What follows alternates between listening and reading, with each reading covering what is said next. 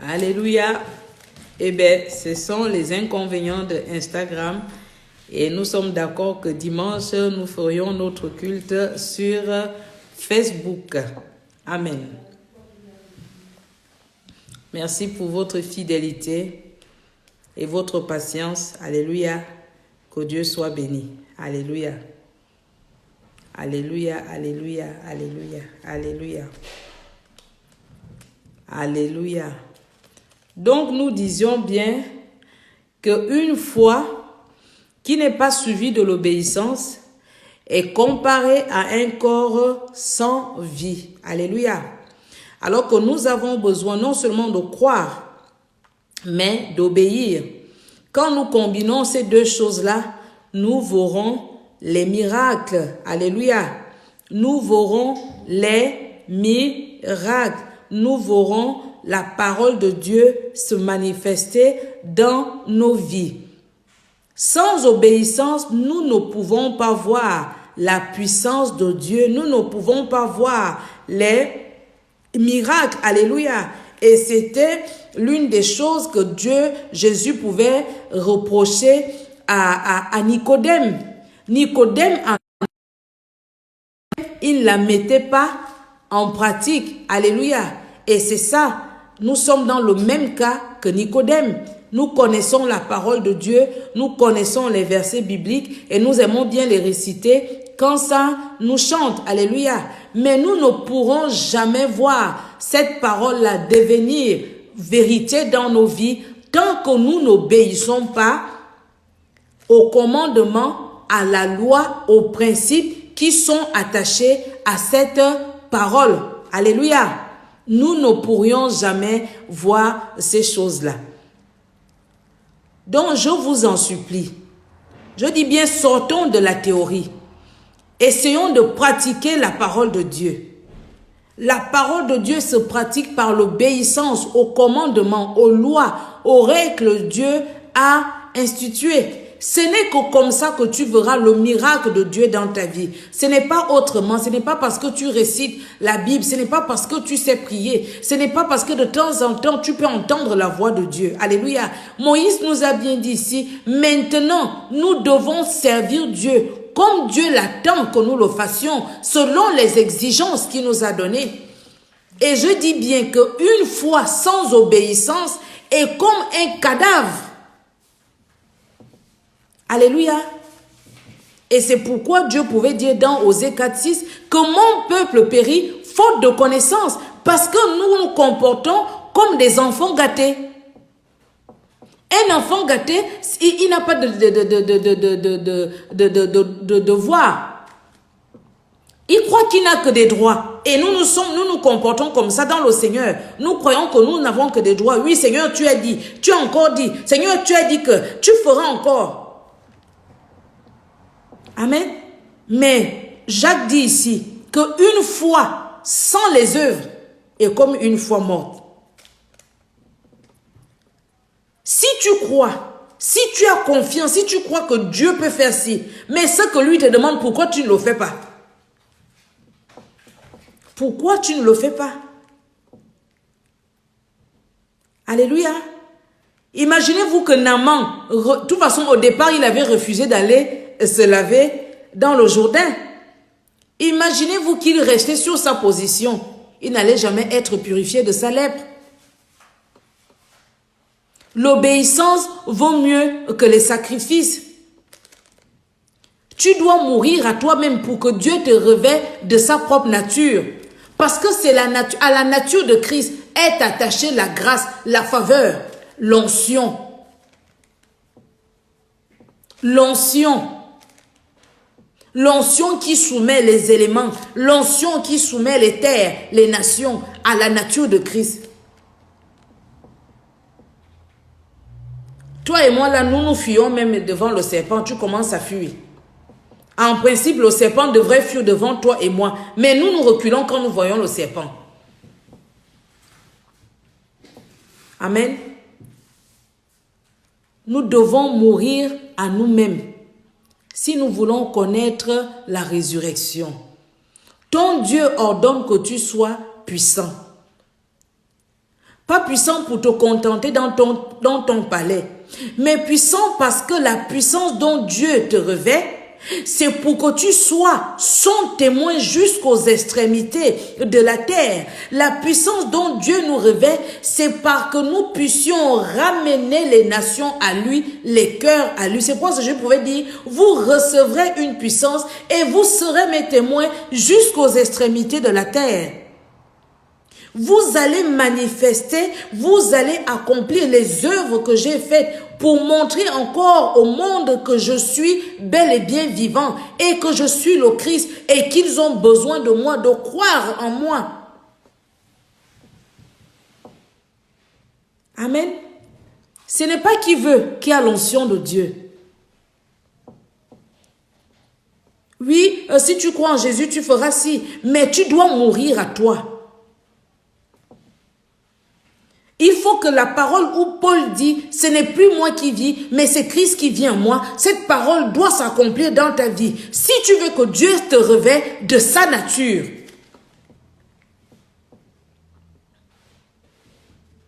Parce que tant que tu seras en train de tergiverser, crois-moi, Dieu ne va pas t'imposer. Il dit bien, je mets devant toi la vie et la mort. Et il dit, choisis la vie. Il dit, choisis la vie. Je mets la malédiction et la bénédiction. Tu as le libre arbitre de choisir. Mais lui, quand même, il a mis les cartes sur la table. Il dit, je te veux sans tache et sans défaut. Voilà comment je te veux. Dieu donne ses exigences. Ce n'est pas Dieu de s'accommoder à nous, mais c'est nous qui devons tout faire pour nous conformer à la volonté de Dieu. C'est pourquoi Moïse pouvait dire, tu aimeras le Seigneur ton Dieu de tout ton cœur, de toute ton âme, de toute ta pensée. Et à cela, tu vas ajouter la force. Alléluia. Et à cela, tu vas ajouter la force. Sortons un peu de la théorie et passons un peu à la pratique. On dit que le monde tout entier, la création tout entière, attend la révélation des fils de Dieu. Les fils de Dieu, là, ce n'est pas toi et moi. Mon frère, ma soeur, ce n'est pas toi et moi. Les fils de Dieu, ce sont ceux-là qui ont reçu la puissance et la nature de Christ parce que ce sont eux qui accomplissent les œuvres que Christ a accomplies. Et ce n'est pas toi et moi. Alléluia. Nous allons beau vouloir défendre que je suis de Dieu, je connais Dieu, je suis serviteur, je suis servante. Non, tu n'as pas la nature. Il ne partage pas sa gloire avec qui que ce soit. Il partage sa gloire avec les élus, pas avec les appelés. Est-ce qu'on se comprend? Donc si tu veux être élu, si tu veux être l'adorateur, là, on a dit le genre qu'il veut, ceux-là qu'il aime là, tu dois mourir à toi-même à partir de ce soir. Alléluia. La moisson, elle est grande, on nous dit. La moisson, elle est grande. Jésus dit, demandez au maître de la moisson d'envoyer les ouvriers. Mais c'est parce qu'il y a un champ rempli de bénédictions et de richesses. On dit, venez, nous allons partager le butin. Mais ce n'est pas pour les appeler, c'est pour les élus. C'est pour les élus. Oh. Est-ce qu'on se comprend ce soir? Est-ce que j'aide quelqu'un? Les bénédictions qui sont en Christ ne sont pas pour les sympathisants. Ne sont pas pour les sympathisants, ne sont pas pour les moutons et les béliers et les boucs. C'est pour les agneaux. L'agneau a une particularité, c'est qu'il est, on dit, doux comme un agneau. Alléluia. Ça, c'est la particularité de l'agneau. Il est doux. Il est docile, facilement domptable.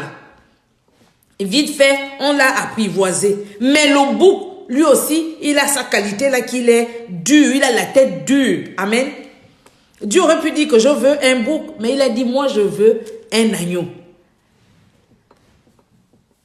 Alléluia. Sortons de la résistance de la contestation et de la désobéissance. Je veux juste attirer votre attention là-dessus, sur la désobéissance et l'obéissance. Tu peux faire beaucoup de choses, ou estimer, ou penser que tu fais beaucoup de choses pour le Seigneur, mais je te dis bien, il nous dit, il ne peut pas prendre un coupable pour un innocent.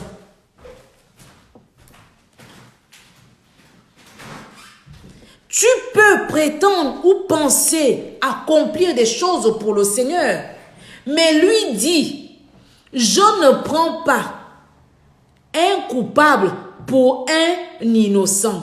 Donc, le conseil que je pourrais nous donner ce soir, c'est d'abord d'essayer d'arranger notre vie avec le Seigneur. Alléluia. Parce que tu es redevable. Mais si tu ne sais même pas que tu es en faute devant le Seigneur, ça aussi, ça peut te causer préjudice. Nous devons mourir à nous-mêmes. Nous devons accepter le dépouillement et le brisement. Alléluia. Nous devons accepter, c'est vraiment la première étape même, je crois, de la vie chrétienne. Mais nous avons dépassé les étapes. On vient à Jésus et puis Jésus va te bénir. Non. Tu acceptes Jésus-Christ, oui, tu es sauvé de la mort, de l'enfer. Mais les richesses là et tout le reste que nous cherchons là, ce n'est pas pour toi et moi. Ce n'est pas pour toi et moi. Il faut qu'on te dépouille de ta vieille nature. Il faut qu'on te dépouille du vieil homme. Il faut qu'on te dépouille de ta mentalité. Il faut qu'on t'enlève la nature là qui ne correspond pas au Dieu que tu dis appartenir. Alléluia. C'est pourquoi dans la Bible, l'histoire du banquet, et pourtant c'est le roi qui avait dit d'aller chercher tous les gens, même dans les campagnes. Et puis quand il arrive, il trouve quelqu'un, il dit qui t'a fait rentrer ici. Et l'autre il dit j'ai reçu l'invitation. Comme tu as reçu l'invitation, tu ne pensais pas qu'il fallait que tu te douches un peu, que tu changes un peu tes vêtements. Amen. C'était juste une métaphore. Moïse a dit, nous ne pouvons pas, nous n'allons plus continuer à servir Dieu comme on le faisait, selon notre pensée, notre petite idée à nous. Comme ça nous arrange, j'estime que bon, moi je trouve que c'est bien, c'est ce que je peux donner à Dieu, donc il n'avait qu'à accepter. Non, Dieu n'accepte pas parce que toi tu penses que c'est ce que tu trouves à lui donner. Dieu, il t'a donné le meilleur, il exige de toi le meilleur. Alléluia. Ce que Dieu a donné pour toi, ça lui a coûté. Donc ce qu'il exige aussi de toi, c'est du prix et de la qualité. Alléluia, nous allons comprendre. Nous ouvrons vite nos Bibles dans le Psaume 51. Psaume 51. Psaume 51.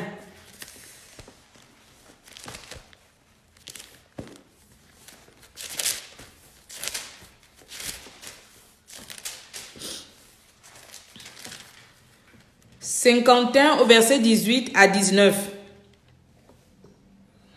Écoutez ce que dit David. « Tu ne désires pas que je t'offre un sacrifice, même un sacrifice entièrement consumé ne pourrait te plaire. Ô Dieu, le sacrifice que je t'offre, c'est moi-même avec mon orgueil brisé. » Est-ce qu'on se comprend? Il dit, aucun sacrifice ne pourrait être agréable. Ce que tu veux, c'est moi et je me donne à toi. Voilà le sacrifice qui est parfait et agréable à Dieu. Voilà le genre de sacrifice que Dieu agrée. Est-ce qu'on se comprend ce soir? Il dit, tu ne désires pas que je t'offre un sacrifice. Le sacrifice que Dieu veut, c'est toi. Tes offrandes et ta dîme, Dieu ne mange pas l'argent, tes offrandes et ta dîme et tout ce que tu fais, cela importe peu à Dieu. Le plus grand sacrifice, celui que Dieu veut, ce que Dieu attend de toi, c'est toi-même.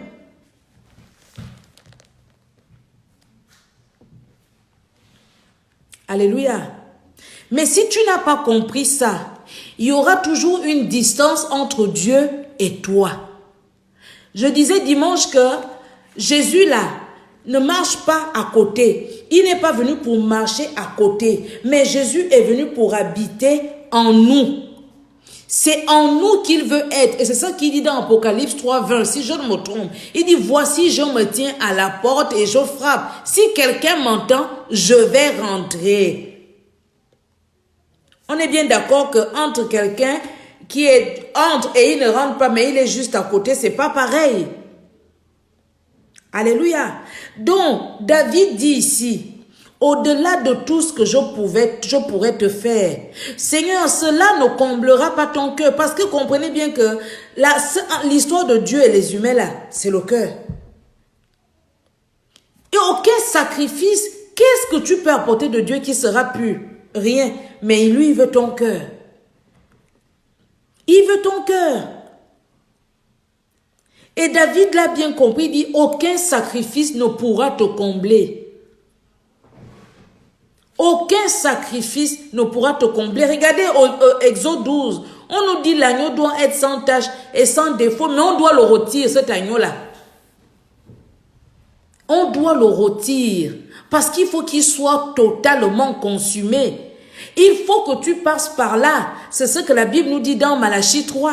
Tu dois passer par le feu du fondeur. Il faut que le feu de Dieu vienne et qu'il te consume. En te consumant, il va enlever les mauvaises habitudes de l'Égypte. Il va enlever cette mauvaise mentalité. Il va enlever cette manière de faire que tu as hérité de tes parents. Et il va te revêtir de la nature de Dieu. Parce que cette nature-là, elle te donne accès à la présence de Dieu et le droit de siéger au conseil royal. Mais si toi, tu as ta nature là, on va te chasser comme on a chassé le monsieur du banquet. On dit que je ne te connais pas. Ce sont des choses que nous devons comprendre. Nous avons lu dimanche dernier qu'il a dit, le royaume de Dieu, il est maintenant parmi vous. Il est là. Et Dieu nous veut à l'intérieur, pas à l'extérieur. Mais qu'est-ce qui fait en sorte que nous restions à l'extérieur? Ce sont tous ces comportements-là. La désobéissance. Samuel avait dit à Saül, l'obéissance vaut mieux que les sacrifices. Et David dit ici, au-delà de tout ce que je pouvais faire, Seigneur, cela ne remplit pas les exigences. Tu imposes à ce que je me donne entièrement en toi. Tu ne veux pas que je sois partagé. Tu ne veux pas que je sois indécis. Mais tu veux que je me donne totalement à toi, entièrement à toi. Il faut que je me mette sur l'autel et que le feu descende sur moi pour me consumer. Pour que désormais je sois une offrande totalement consumée. D'où il émane un parfum de bonne odeur. C'est cette odeur-là que Dieu agrée. Dieu n'agrée pas nos louanges. Amen. Dieu agrée un cœur totalement entier et consacré à lui. C'est ça là la plus belle louange que tu peux apporter à Dieu. Est-ce qu'on se comprend ce soir? Je me donne totalement à toi, Père, ce soir, au nom de Jésus. N'oublions pas que Dieu veut que nous soyons puissants et fortifiés. Mais si nous ne faisons pas ces choses, nous ne serons jamais puissants et fortifiés. Nous n'accomplirons jamais les œuvres que Jésus-Christ a accomplies. Alléluia. Parce que nous sommes désobéissants. Nous avons oublié. C'est quelque chose vraiment que nous avons mis de côté. Mais pour Dieu, c'est la chose primordiale. L'obéissance à la parole de Dieu, c'est la chose primordiale. Parce que si tu as entendu, alors comme tu as entendu, tu devrais appliquer. Je dis, quand on va à l'école, on vous donne des règles, il faut bien que toi tu t'entraînes à les appliquer pour voir si le résultat sera le même. Alléluia.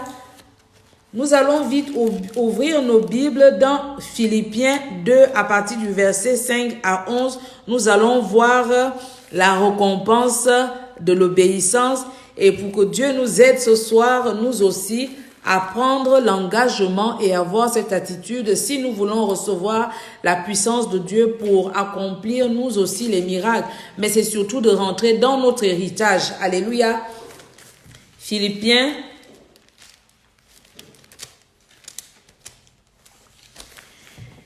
Philippiens le chapitre 2 à partir du verset 5 à 11. Je lis vite la parole de Dieu. Comportez-vous entre vous comme on le fait quand on connaît Jésus-Christ. Il possédait depuis toujours la condition divine, mais il n'a voulu demeurer de force l'égal de Dieu. Écoutez les mots qu'il emploie, demeurer de force l'égal de Dieu. Et pourtant il était Dieu, mais il n'a pas voulu s'opposer à son Père.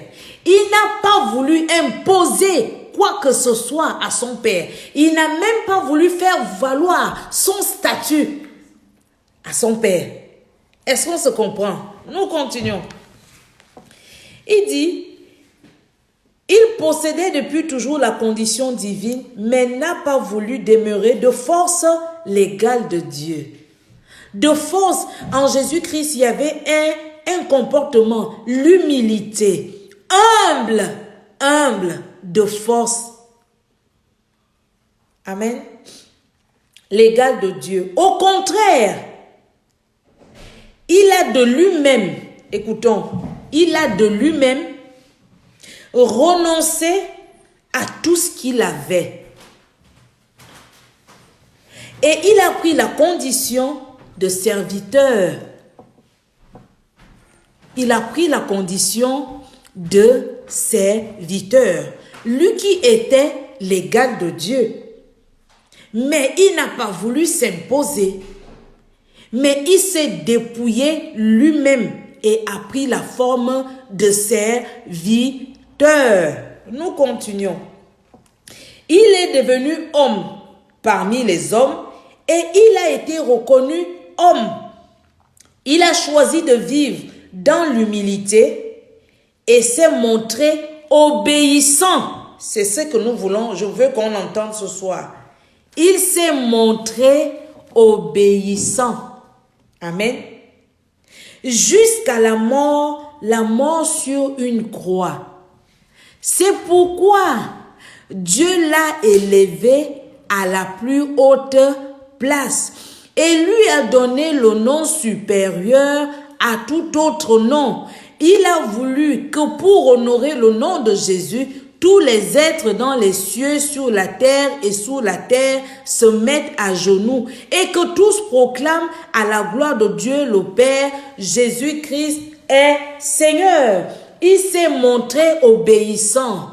La récompense de Dieu à l'obéissance de Jésus-Christ, c'est le rang le plus supérieur, le plus élevé qui existe. Ton Dieu ordonne que tu sois puissant, mais toi tu n'arrives pas à être obéissant. Comment veux-tu être élevé? Comment veux-tu être honoré? Alléluia.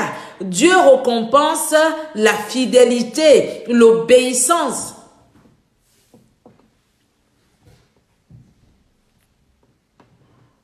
Je ne sais pas si je parle à quelqu'un ce soir. Jésus-Christ, avant de recevoir le nom qui est au-dessus de tout nom, il a appris une chose, l'obéissance. Il a appris une chose, l'obéissance. Et pourtant, il était Dieu. Dans son obéissance, il a appris quelque chose. La Bible nous dit quoi? Or, la foi vient de ce que l'on entend. Ce que l'on entend vient de la parole de Christ. Jésus-Christ a d'abord entendu ça. Étant au ciel, il connaissait le projet de son Père. Il connaissait ce que les prophètes avaient annoncé à son sujet. Il le savait, il a pris connaissance. C'est pourquoi quand il vient sur la terre, il ne fait pas valoir son droit de fils de Dieu ou de Dieu lui-même. Mais comme il faut que la volonté de son Père s'accomplisse, il va prendre la forme de serviteur. Pour que le projet s'accomplisse, il fallait que lui, il prenne la forme de serviteur. Pour que la volonté de Dieu s'accomplisse, pour que la puissance de Dieu soit manifeste. La foi vient de ce que l'on entend. Et ce que l'on entend vient de la parole de Dieu. Alléluia. Et Jacques, lui, nous a dit qu'une foi sans les œuvres est comme un cadavre. Alléluia. Jésus-Christ a entendu. Il savait ce qui avait été annoncé à son sujet. Donc, il fallait que lui, maintenant, il obéisse pour que cela s'accomplisse. Alléluia. Toi aussi, tu as entendu. Amen. Tu as entendu. Ou pour que la puissance de Dieu vienne, pour que le feu vienne, il faut que toi, tu obéisses. Sinon, ce n'est pas possible. Je vous dis que Dieu, il dit que sa gloire, il la partage avec personne. Il ne peut pas partager sa gloire avec des vaniteux. Il ne peut pas partager sa gloire avec des fanfarons. Il ne peut pas partager sa gloire avec des récalcitrants. Il ne peut pas partager sa gloire avec des contestateurs. Il ne peut pas partager sa gloire avec des gens qui n'arrivent pas à connaître la valeur de cette gloire-là. La Bible nous dit quelque part qu'il chérit l'esprit qu'il a mis en nous. Alléluia. Il chérit l'esprit qu'il a mis en nous. Mais Paul pouvait nous répondre en disant, est-ce que tu vas prendre le corps de Christ pour aller te prostituer? Alléluia. C'est ce que Paul pouvait nous dire.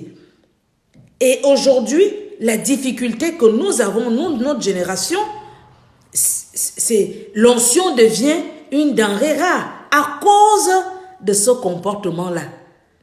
Nous ne connaissons pas la valeur de l'Esprit de Dieu. Mais il nous dit que moi, je chéris l'Esprit que j'ai mis en vous. Dieu nous revêt de sa nature pour que nous soyons ses témoins. Pas pour autre chose. Pas pour autre chose. Tant que nous allons refuser de mourir à nous-mêmes, nous resterons toujours dépendants des serviteurs, des pasteurs, des prophètes, je ne sais de quoi, toujours à la recherche de la prophétie. Mais la prophétie que tu cherches, elle est là, là-dedans. Tant que nous allons refuser de mourir à nous-mêmes et de connaître la résurrection, parce que cette résurrection-là nous revêt de la nature de Dieu. C'est pourquoi Jésus pouvait dire qu'il était nécessaire qu'il détruise le temple que les hommes avaient fait pour que lui rebâtisse à nouveau le temple. Et Daniel 9 pouvait nous dire pour qu'à nouveau le temple de Dieu soit consacré. Alléluia. Parce que l'église que toi et moi nous sommes doit être appelée une vie de prière où la présence de Dieu se manifeste. Lisez Ézéchiel. Alléluia. Ézéchiel parle de ces choses-là. C'est pourquoi Jésus avait dit, maintenant vous avez fait de la maison de mon Père un lieu de commerce, je vais détruire ce temple-là et le rebâtir en 3 jours. Alléluia. Pour qu'à nouveau, Daniel nous dit, les péchés doivent cesser, la désobéissance doit cesser, pour qu'à nouveau le temple de Dieu lui soit consacré. Alléluia. Mais nous devons mourir à nous-mêmes. Quand Jésus est revenu, il est ressuscité, ce n'était plus le même Jésus qu'on avait crucifié. Amen. C'est pourquoi Paul pouvait dire, si quelqu'un est en Christ, cette personne est une nouvelle créature. Parce que Christ te revêt de sa nature. Et du coup, tu deviens son imitateur. Et tu deviens son disciple. Parce que l'esprit qui est en Jésus-Christ, c'est l'esprit qui connaît le Père. Et cet esprit obéit au Père parce qu'il connaît le Père. Alors toi, quand on te révèle de cette nature, tu ne peux pas regarder à gauche pendant que Jésus regarde à droite. Ça n'a pas de sens. Alléluia. Ça n'a pas de sens. Parce que Jésus nous dit bien dans le livre de Jean, quand il viendra, le Saint-Esprit, il t'apporte l'argument dont tu as besoin, la preuve, l'élément dont tu as besoin pour croire en Dieu, pour obéir à Dieu. C'est pourquoi quand Jésus s'est baptisé, la première des choses que le Père a fait, c'est d'envoyer l'Esprit. Et pourtant, il était Dieu, mais sur terre, il était humain. Donc, il avait besoin de l'Esprit. Et c'est ce qu'il a dit aussi aux disciples. Il est avantageux pour vous que je m'en aille, pour que vienne celui qui va vous aider. Mais pour qu'il vienne, toi, tu dois te disposer. par notre désobéissance, nous mettons de la distance entre Dieu et nous. Mais David a dit ici, moi je ne veux plus te faire les sacrifices. Le sacrifice qui te plaît et qui t'est agréable et que tu désires, ce que tu exiges de moi, c'est que je me donne entièrement à toi. On dit que Moïse était un instrument malléable entre les mains de Dieu. Donc, il pouvait le mouler comme il voulait. Alléluia. C'est pourquoi Jérémie nous parle du potier et de l'argile. Moïse était un instrument malléable. Mais toi et moi là, quand Dieu te dit que viens même te placer ici, c'est là où tu commences à dire non, moi je veux rester derrière, je ne veux pas rester devant. Il dit mais moi je veux que tu sois devant. Non, non, non. Alléluia. Ce sont des choses qui nous rendent impuissants. Et pourtant, Dieu a répandu le Saint-Esprit sur terre. C'est ce que le livre de Joël nous dit, que dans les derniers temps, je répandrai mon esprit sur toute chair. Il parle des visions et des songes. On a mal compris ces choses. Ce n'est pas pour dire que j'ai encore vu. Oui, Dieu peut te parler, te dire des choses concernant ta vie. Mais la venue du Saint-Esprit sur la terre, ce n'est pas pour ça. Jésus dit qu'il apporte l'argument, l'élément dont les nations ont besoin de le connaître. C'est ce que la Bible nous dit. Et quand Dieu fait de toi un visionnaire, peut-être un prophète, peut-être qui te donne le don de parole de connaissance, ce n'est pas pour toi. Ce n'est pas pour toi. Tu dois utiliser ce don pour le Seigneur. On dit que les dons de l'Esprit que nous pouvons manifester, c'est pour l'édification de l'Église. Ce n'est pas pour que Dieu m'a encore dit, et puis nous-mêmes, on cherche même les visions. Qu'est-ce que Dieu va me montrer ce soir? Alléluia. Dieu ne va jamais rien te montrer parce que tu n'as pas compris, parce que l'Esprit, ce n'est pas pour toi. Il dit, vous recevrez une puissance et vous serez mes témoins. Mais si toi, dans tes pensées, tu as du mal à mettre ta pensée au diapason ou à la dimension de cette pensée-là, tu seras en Christ, tu feras 50 ans, tu ne verras jamais rien. Tu prendras toujours les miettes. Et tu seras toujours derrière les pasteurs, derrière les serviteurs de Dieu, en train de chercher la bénédiction. Alors que la tienne, elle pourrit dans ta vie. Parce que tu ne l'arroses pas. Tu n'es pas différent de ceux-là qui ont reçu les talents et finalement qui a dit que je sais que toi, tu moissonnes même là où tu n'as pas sémé. Donc c'est pourquoi je suis allé enterrer mon talent. Alléluia. Les gens attendent de voir les enfants de Dieu. C'est toi et moi. Donc ce que les gens veulent voir, c'est la manifestation de l'Esprit de Dieu. C'est ce que les gens ont envie de voir. Les gens veulent voir le changement en nous. Jésus a guéri les malades. On dit que l'ombre de Pierre guérissait les malades. Ton ombre et toi et moi, nous ne guérissons personne. Alléluia, c'est là où Dieu nous attend. C'est là où vraiment Dieu nous attend, l'obéissance. Arrêtons-nous un instant et examinons nos vies. Et examinons nos vies. Ne gardons pas l'attitude de la femme de Lot. Elle est sortie physiquement de Sodome et Gomorrhe, mais son cœur et son esprit étaient à Sodome et Gomorrhe. Et elle est devenue une statuette de sel. Et une statuette de sel ne porte pas de fruits. Jésus dit, il y a beaucoup d'appelés, mais peu d'élus. Tu as entendu la parole. Est-ce que tu veux juste rester appelé? Est-ce que tu ne veux pas être un élu? Lisons bien la Bible. Ne lisons pas juste pour lire. On dit beaucoup d'appelés, mais peu d'élus. Pourquoi, si tous ont été appelés, pourquoi il n'y a qu'une minorité qui deviennent élus? Qui les a élus? Ce n'est pas Dieu, ce sont eux-mêmes. C'est ce que Paul dit. Maintenant, je fais une chose. Oubliant ce qui est derrière moi, je fixe les yeux vers Jésus-Christ pour remporter le prix de la vocation céleste. Il a dit pour remporter. Donc, à cela demande beaucoup de volonté et de courage personnel. Ça ne dépend pas seulement du Seigneur. Le Seigneur l'a appelé. Maintenant, ça dépend de lui pour saisir ce don pour lequel on l'a appelé.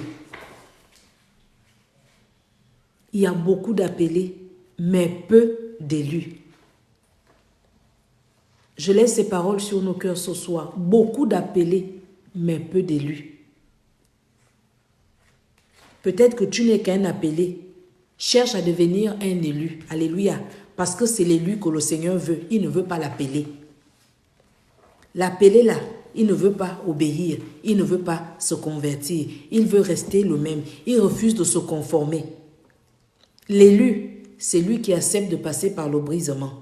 C'est lui qui accepte de connaître le dépouillement. L'élu, c'est celui-là qui accepte la critique et le reproche. L'élu, c'est celui qui sait se remettre en question.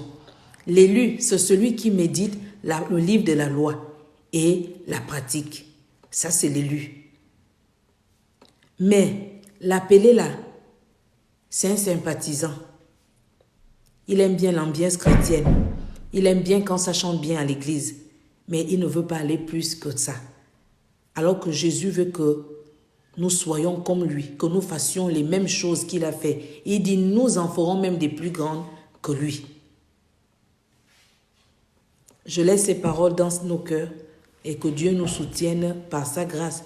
David pouvait dire quelque part dans le psaume 51, « Ne me retire pas ton Saint-Esprit et qu'un esprit de bonne volonté me soutienne. » Et c'est ma prière ce soir pour nous, qu'un esprit de bonne volonté nous soutienne. Alléluia.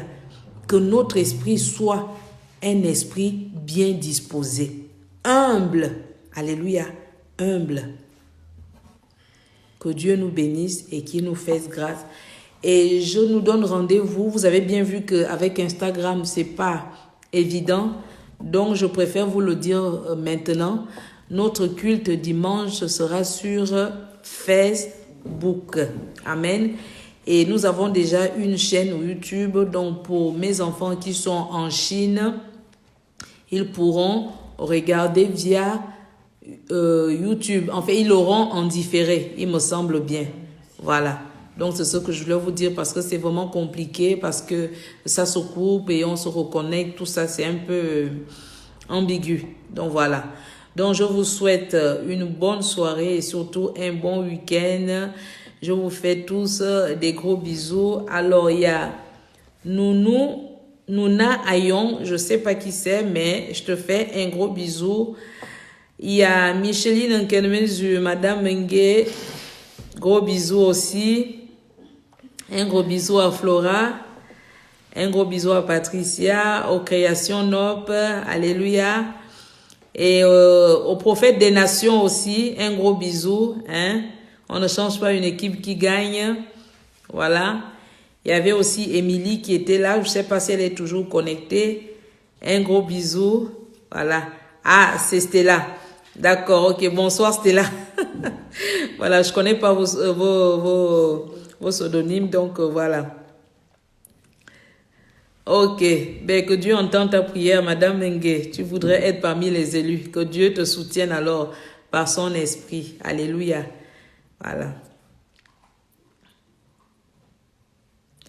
Eh bien, c'est moi qui vous remercie, hein, Flora. C'est Dieu qui nous fait la grâce de pouvoir entendre ces choses. Nous ne ferons rien de nous-mêmes. Alléluia. Alléluia. Alléluia. Donc, passez tous une bonne soirée et surtout un bon week-end. Et nous nous donnons rendez-vous dimanche sur Facebook. Alléluia. Que Dieu vous bénisse. Gros bisous. Bye bye.